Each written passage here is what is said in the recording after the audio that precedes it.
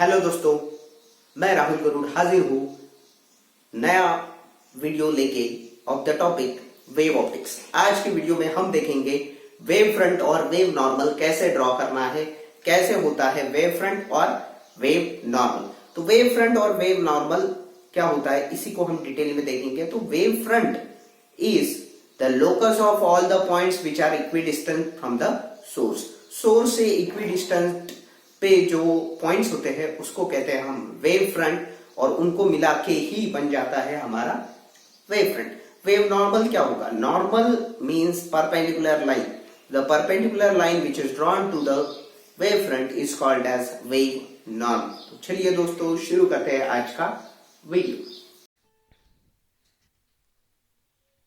तो जैसा कि यहाँ पे आपको स्क्रीन के ऊपर दिख रहा है, जब कोई भी स्टोन हम वाटर के अंदर ड्रॉप करते हैं तो वाटर के अंदर जो स्टोन ड्रॉप हुआ है वो सोर्स ऑफ डिस्टरबेंस का काम करता है, वो वाला पॉइंट। और वहाँ से निकलने वाले जो रिपल्स होते हैं वो वेव्स के फॉर्म में एनर्जी सामने की तरफ कैरी कर रहे हैं। तो ये जो रेड डॉट वाला पॉइंट है, एक कुछ डिस्टेंस पे हमने एक पॉइंट कंसीडर किया है।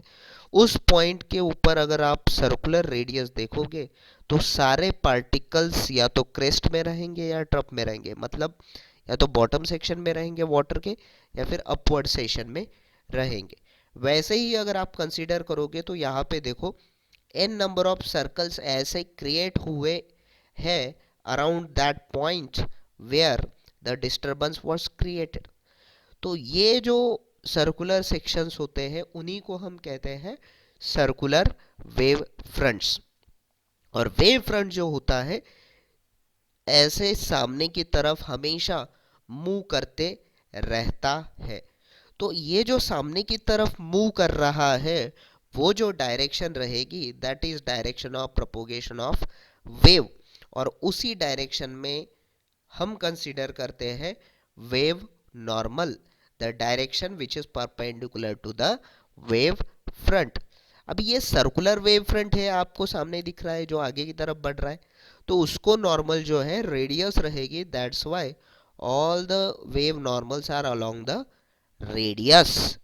तो वेव फ्रंट क्या है, वेव नॉर्मल क्या है, इसको और ज़्यादा डिटेल में पढ़ेंगे हम। अभी देखा हमने सर्कुलर वेव फ्रंट, दूसरे फिगर में कॉन्सेंट्रेट करो स्पेरिकल वेव फ्रंट।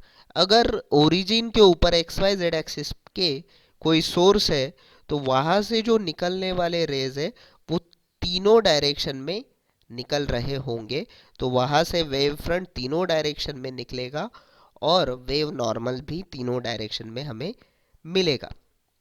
अगर आपका मीडियम होमोजीनियस आइसोट्रोपिक है तो सारे डायरेक्शन में वेव्स का वेलोसिटी क्या होता है, सेम होता है।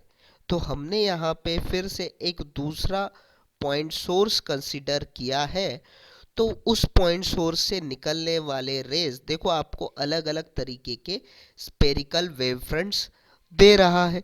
तो इनिशियल वेव फ्रंट आपको डार्क रेड सर्कल से दिखाया गया है, फिर सेकेंडरी वेव फ्रंट आपको फेंट रेड कलर से दिखाया गया है, फिर टर्शरी वेव फ्रंट आपको ब्लूइश कलर से दिखाया गया है। So all these are spherical wave fronts emanating from a point source. और उन स्पेरिकल वेव फ्रंट्स का अगर छोटा सेक्शन हम कंसीडर करेंगे, जैसे जूम इन करके अभी बताया गया था, वो बन जाएगा आपका प्लेन वेव फ्रंट जो दूसरे फिगर में आपको दिखाया गया है। प्लेन वेव फ्रंट में सारे के सारे रेज जो रहते हैं लाइट के या फिर लाइट वेव्स जो रहते हैं वो सारे के सारे एक दूसरे को पैरेलल रहते हैं। लेफ्ट के फिगर में आप ऑब्जर्व कर सकते हो ये जो एरोज दिखाए गए थे दे आर वेव नॉर्मल्स।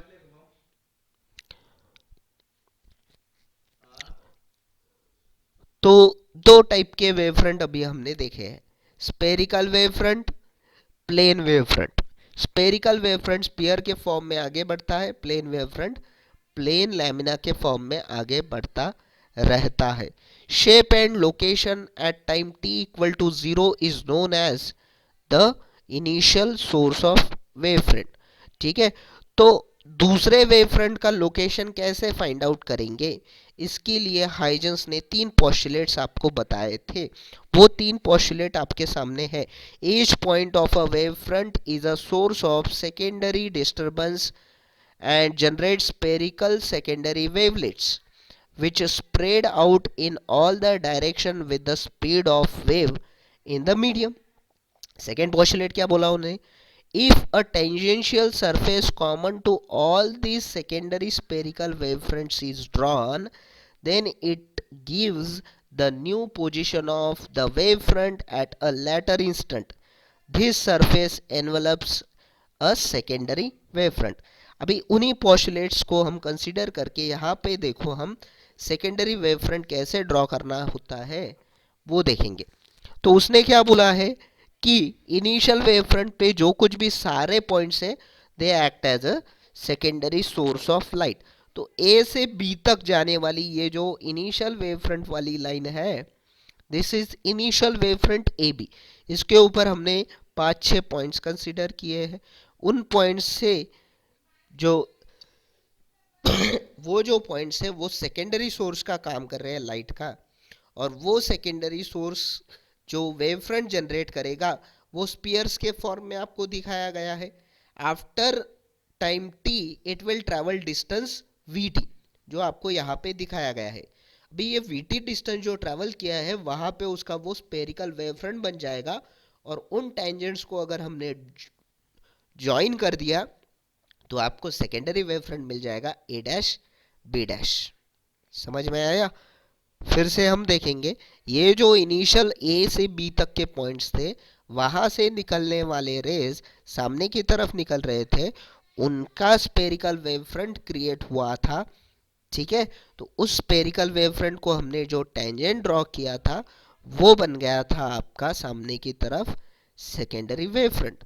अभी यहाँ पे पीछे की तरफ वाला भी वेव फ्रंट दिखाया गया है A double dash B double dash, लेकिन याद रखना है सेकेंडरी सोर्सेज जो रहते हैं जो प्राइमरी वेव फ्रंट पे जनरेट होते हैं वो पीछे की तरफ ज़्यादा एक्टिव नहीं रहते हैं, वो ज़्यादातर केसेस में फॉरवर्ड डायरेक्शन में एक्टिव रहते हैं।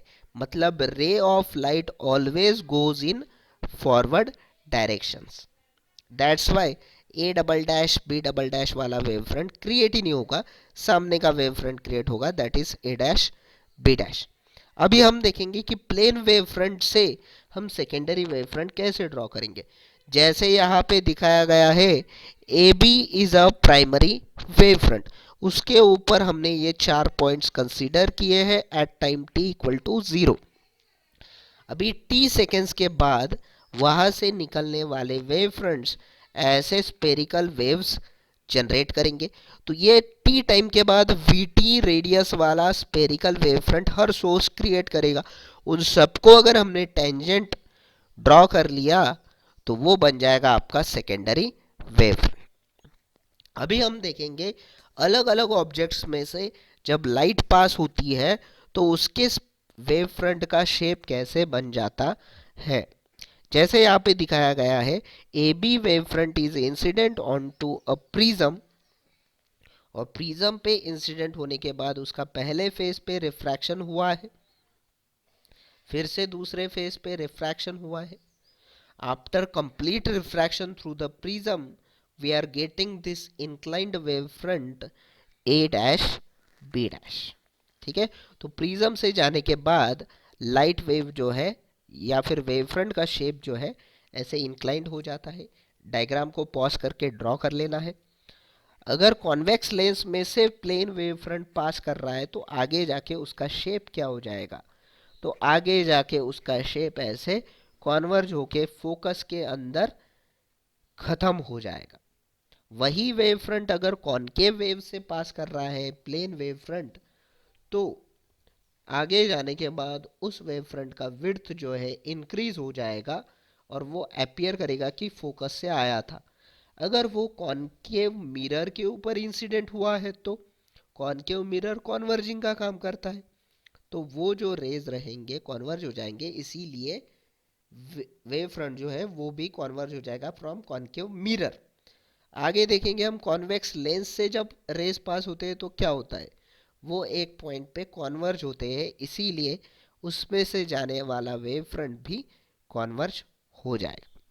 ओके दोस्तों, आगे के वीडियो में हम कंटिन्यू करेंगे द पोलराइजेशन ऑफ लाइट। तब तक के लिए थैंक यू।